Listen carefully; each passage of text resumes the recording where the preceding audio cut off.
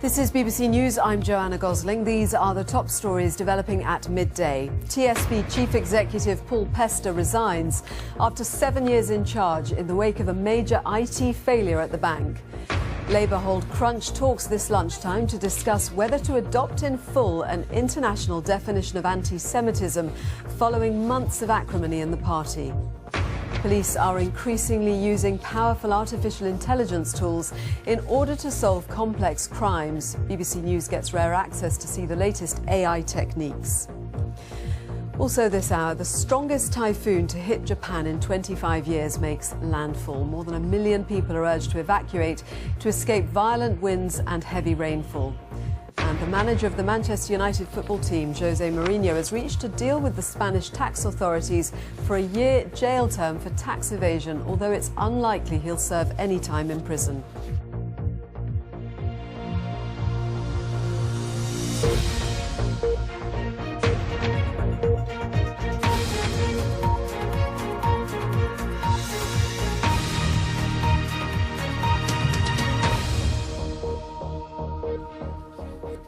It's Tuesday, the 4th of September. I'm Joanna Gosling. Welcome to BBC Newsroom Live. The Chief Executive of TSB, Paul Pester, has stepped down with immediate effect after a botched computer upgrade 5 months ago led to catastrophic problems with its online banking. The bank admitted there was still more to do to put the situation right. In June, MPs on the Treasury Select Committee said they had lost confidence in the Chief Executive. Today they said it was right he was stepping down. So where did it go wrong with TSB? Well, TSB was launched in 2013 and bought by Spanish bank Sabadell in 2015. Part of the transfer involved migrating customer records. That proved a disaster, with many customers being locked out of their accounts and some customers being given access to the confidential records of others. MPs on the Treasury Committee called on Mr Pester to resign earlier this year, but he remained in his post and said, "I'm 100% focused on putting things right for our customers." Well, I'm joined by our business correspondent, Ben Thompson. Ben, there's been a catalogue of disasters after this new IT scheme was put in place. Is he just now paying the ultimate price for that? Yeah, but many will question why it's taken so long, Joanna, for him to leave. As you said earlier in the year, MPs called for him to stand down because of what they described as a total failure and an arrogance and complacency on his part in terms of dealing with many of the problems.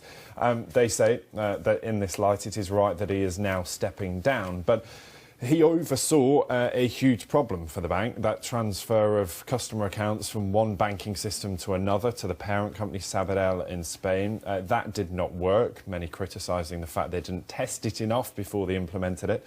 It meant thousands of customers were locked out of their accounts, in some cases for weeks at a time. Overall, it cost the bank £176 million to put right. They've been paying compensation to customers affected. Thousands of customers closed their account. 26,000 customers closed their accounts as a result of those problems. And so for TSB, they're really trying to put this behind them and say, look, the worst is now over. We're getting back to normal. But today, still ongoing problems. That IT system is still not working properly. And so even though the chief executive is now going, many of those problems still persist. Yeah, well, I mean, how are the markets reacting then to all of this? Well, it's interesting as far as TSB is concerned because it's owned by the Spanish parent company Sabadell, and what they'll be looking for now is some sort of continuity, some sort of stability to be brought back to the bank. And it's interesting, if you look at the statements, I mean, TSB have written to the Treasury Committee. Interestingly, actually, we should point out, Nicky Morgan, of course, is chair of the Treasury Committee, and they've written to her to apologise for some of these problems and say we're putting things right and to announce the resignation of Paul Pester. But interestingly, in the letter, rather than addressing it to Dear Nicky, it's actually addressed to Dear Morgan. So maybe their IT system is still failing as far as the mail merge function is concerned. But nonetheless, they say, look, we're trying to put these problems behind us. And it was all brought about, as you touched on there, about that separation of TSB from Lloyds. It was then split off into a separate bank. It was then floated on the stock market and snapped up by this Spanish firm. So it's about moving systems. But I think the main criticism that's been levelled at Paul Pester is a lack of communication, a certain sort of complacency when he was addressing the public about things are fine, we're back up and running, when quite clearly they weren't. So there'll be a lot of investigation into how that was allowed to happen. But the bank very keen now to say, look, we're moving on, things are heading in the right direction. Thank you very much. Ida Horton, a former TSB customer, told me about her experiences with the bank and why she left it this summer. My mother passed away early May, and obviously I had to go home to Bosnia overnight. And in all that mess, of course, I forgot to inform my bank that I'm going abroad, which was fine, and that was the usual procedure. So when I tried to use the ATM in Bosnia, and when I couldn't, I just presumed it was that, me not informing the bank in time. So I tried another ATM, and I still couldn't. So that's when I called them. And I was obviously 45 minutes on the line, only to be told, yeah, that's fine, you can use your bank card now. A few hours later, I tried, and I couldn't. So in the end, I ended up spending about 2 hours on the phone with them, with 4 different people, and nobody could help me. They kept saying it's fine, but I couldn't use my card. And they kept saying it's probably chip, just damaged card. So you were in obviously an awful situation. Your mother had died. You were actually trying to sort out the costs of the funeral, so you needed money for that. What impact did this have on you, and how much did the whole thing end up costing you? Well, it was, first of all, emotionally, like I was not ready to deal with anything like that in moments, in the worst possible day of my life. And I knew I had enough funds. We always had funds for emergencies like that, unfortunately. And I was just very fortunate. I was in Bosnia, where I was with some of my family and friends, and who could help me out. But if I wasn't, then I would be completely left on my own. And that's what I wanted to. That's what I wanted to raise awareness of, and make sure that nobody else goes through the same thing. Obviously, I had the additional costs of my employer wiring me additional funds, then phone calls. But the worst thing was my emotional state, because I was not ready to deal with something like that. After months of arguments over anti-Semitism, Labour's ruling body will meet this lunchtime to try to put the issue to rest. They'll vote on adopting the full international definition of anti-Semitism, which was partially incorporated into the party's code of conduct in July. Our political correspondent Ben Wright reports. Jewish groups were appalled and loud in their protests, as were many Labour MPs and peers. In July, Labour's ruling body, the NEC, decided not to reproduce all 11 examples of anti-Semitism as defined by the International Holocaust Remembrance Alliance. Following the outcry, the party decided to consult further on its code of conduct over the summer, which was dominated by the toxic row over anti-Semitism within the Labour Party and the leadership's inability to deal with it decisively. In recent weeks, trade unions and leading Labour figures have urged the party to act. On Sunday, the former Labour leader Gordon Brown added his voice, saying the IHRA definition should be adopted unanimously, unequivocally and immediately. The Shadow Chancellor, John McDonnell, has said the full definition and its examples should be accepted, but indicated the party may also spell out that criticism of Israel and its policies would still be legitimate. MPs from all parties returned to Westminster today, with Brexit set to dominate the agenda. Theresa May's plan for trading with the EU after Brexit is under assault from many in her party, and the EU has severe doubts about it too. With little time left to negotiate our exit from the EU, politics is set for a very turbulent autumn. Ben Wright, BBC News, Westminster. Speaking to my colleague Victoria Derbyshire earlier, Richard Burden, Labour MP for Birmingham, says he believes caveats are necessary to allow criticism of the Israeli government. I've not seen what the National Executive Committee is going to decide on today, but as far as I'm aware, the International Holocaust Remembrance Alliance definition is likely to be adopted in full without modification. But there may be some caveats added to it. Well, that's called modification. It isn't modification.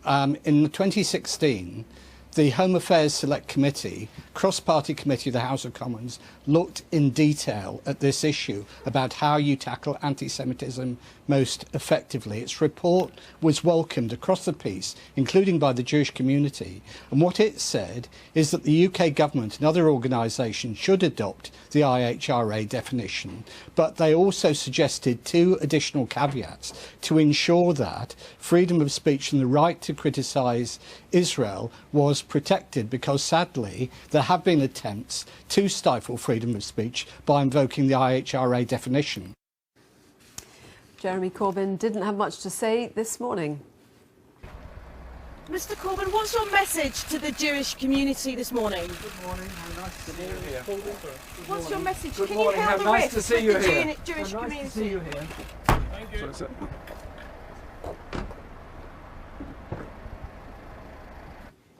Well, the meeting starts after 1 o'clock and we'll, of course, have full coverage on what unfolds. Now, it may sound like something out of a science fiction film, but police are now increasingly using powerful artificial intelligence tools to solve complex crimes.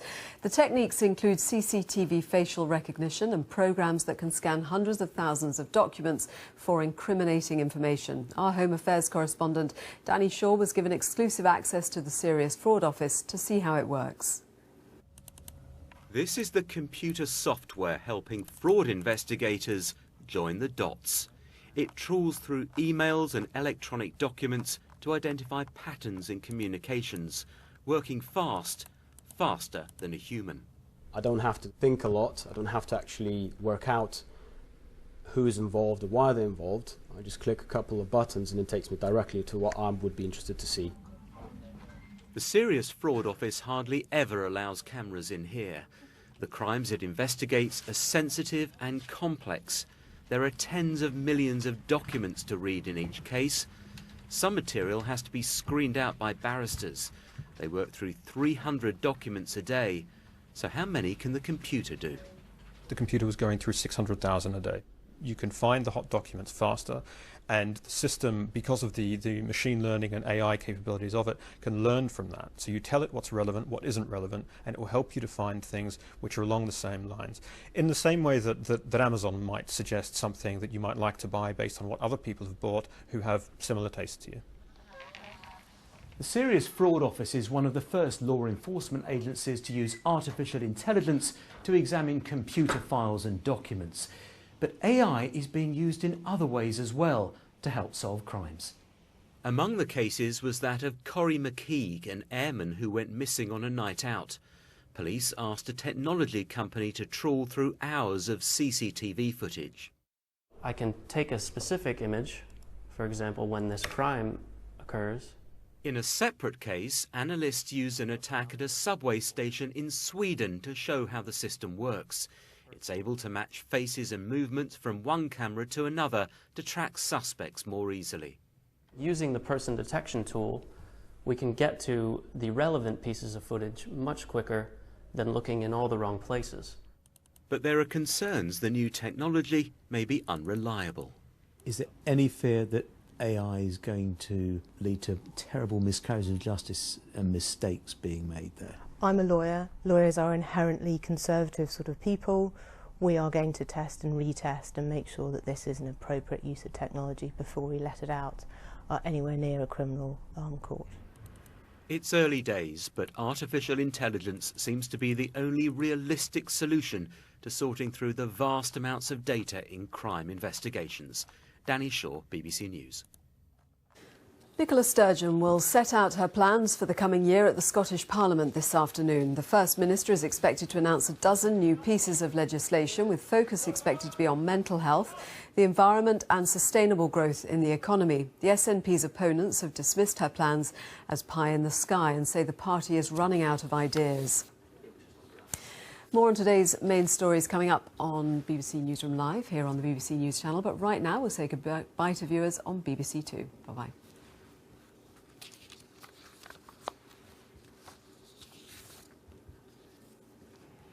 Now at 14 minutes past 12, an update on our headlines. The chief executive of TSB, Paul Pester, has stepped down in the wake of a major IT failure at the bank. Labour's ruling body meets shortly to decide whether to adopt in full the internationally recognised definition of anti-Semitism to try to stem the row which has engulfed the party. And the government's pledge to give 30 hours of free childcare to working parents of 3- and 4-year-olds is forcing some nurseries and childminders to close, according to a charity.